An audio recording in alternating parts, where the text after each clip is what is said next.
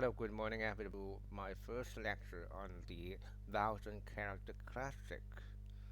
Why that is important? Because that did have a thousand words that are completely unique. So it is in that thousand word essay, and of course it is a excellent source of learning Chinese character.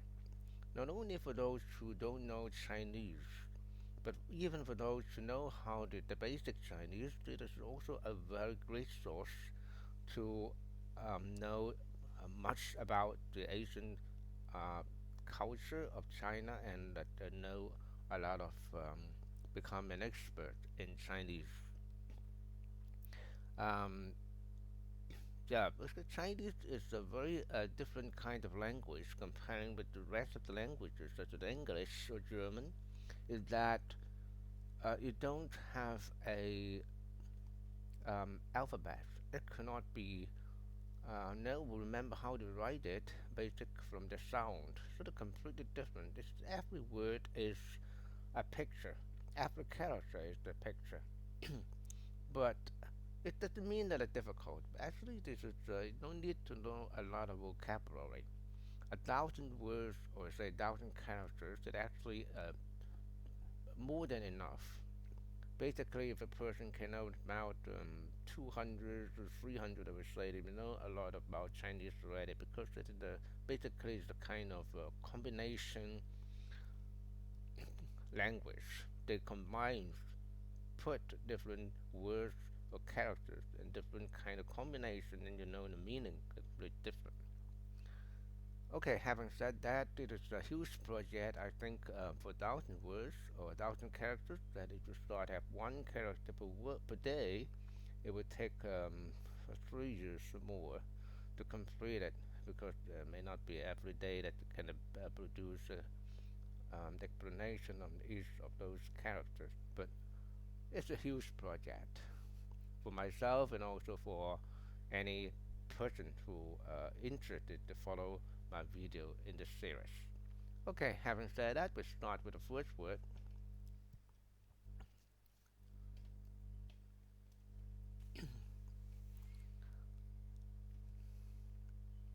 The first word I call a sky, Tian. That is the first character in this classic.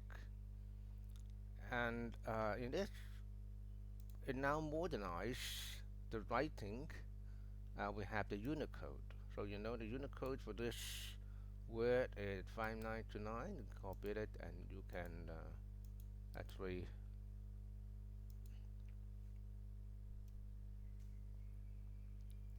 yeah, you can know a lot of information about it. So if you are a web designer and you don't know how to write the Chinese, actually you can type in the Unicode and we will get everything about each word. Okay, and the meaning of this character is sky, heaven, or God or celestial. You know, Chinese that is almost, I would say, that the most important character in the Chinese culture because we believe mostly in not a humans like God, but we respect the sky and we regard the sky as the heaven. In the next lecture, I will talk about the earth, and that was just the opposite. But today, I would say concentrate on the sky, which means the heaven also means God, and the different kind of pronunciation. And Tian is Mandarin, and basically myself is the Cantonese. They say Tin, okay? Then you know more about it. Another website good is the Google Translate for the first character Tian. You can hear it.天 Okay, that is the perfect pronunciation of the Tian. 天 Okay, but for Cantonese, the Tin. Okay. So the explanation of this, as I mentioned, that Chinese is a kind of combination language to combine one character with the rest, and we get another meaning. and basically we mean the day, and due to combinations that mean the day and the sky. I make it yeah, larger, zoom in. For example, here at the sky, we combine Tian with Kong, Tian Kong. This means that the sky emptiness, and then you can combine them in sky. And God, Tian, heaven, nature. Of course, you don't need to know too much about it at the beginning. In the most important actually to just remember this word for with the meaning of this, basically the meaning of that character. Okay, then we start about writing.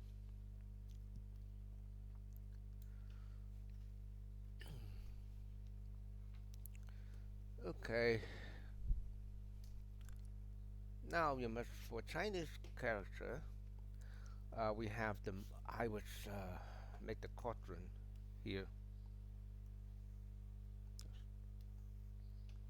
We must know about the origin and the now of course that now we write in this way in a standard way. Okay, but if you know the origin, that will be much better to know the meaning of why it happens like that. In olden days, it started like this.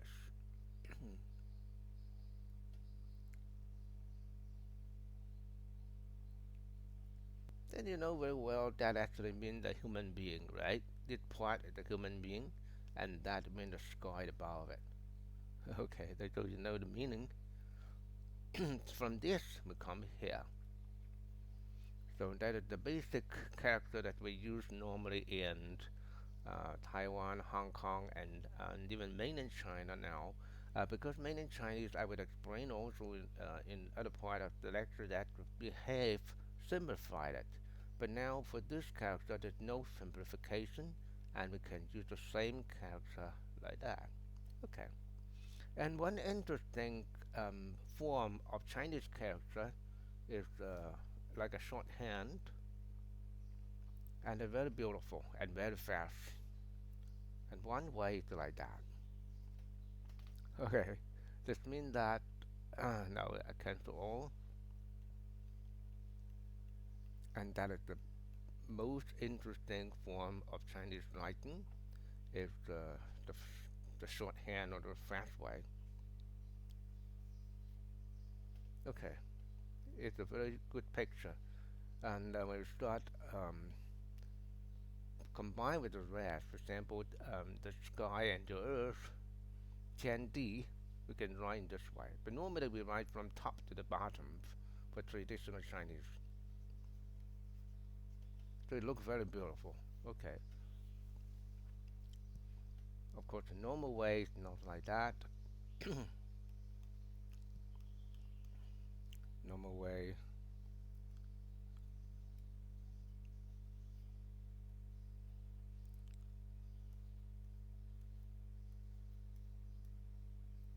And now the normal way to start from the left to the right. But of course, we also happen sometimes to write from the top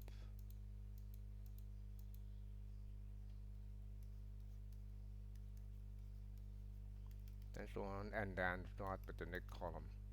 That is the olden way, and it do happen sometimes in Taiwan and some of the traditional printing in Hong Kong, Singapore, and Malaysia.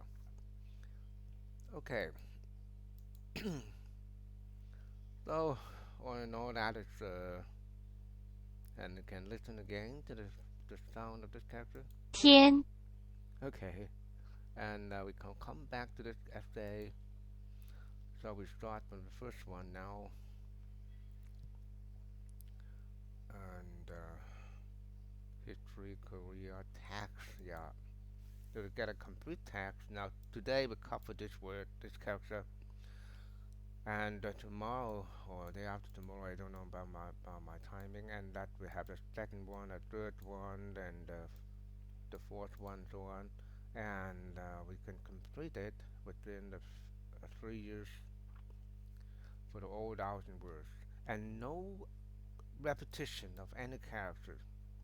And not only did they show the characters, but also with a very specific meaning. Some of them are very, very good in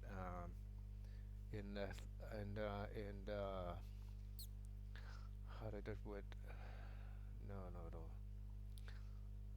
Philosophy. Yeah, they're very good in philosophy. For example, I can tell you my favorite one.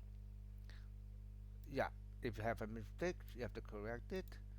If you got something or some favor from other people, and you have to remember it and don't forget about it to pay back some people. And don't talk about other people's shortcomings, and don't be proud of your own strong of your own strengths.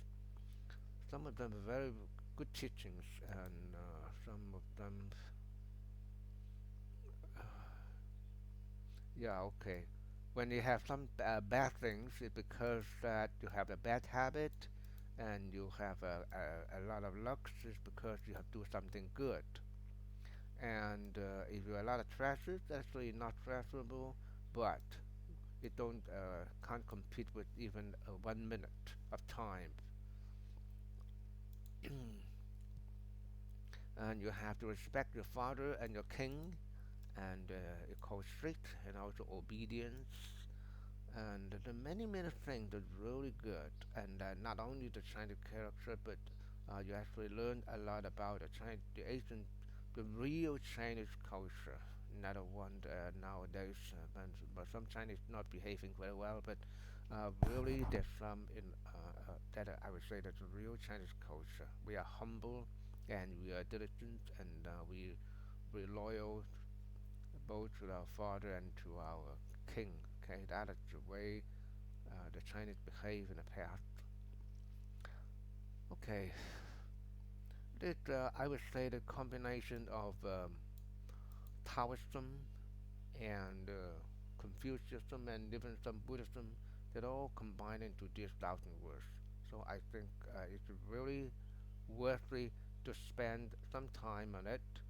And yeah, anyway, thank you very much for listening to this first lecture of this 1,000 characters classic of Chinese. Thank you very much, and hope to talk to you about some times afterwards.